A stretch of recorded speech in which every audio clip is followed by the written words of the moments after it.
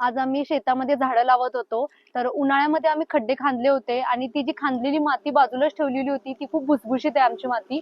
तर त्याच्यामध्येच आम्हाला हे मांडूळ दिसलं. 2 ते 3 आहेत, 3 मांडूळ आहेत इथे.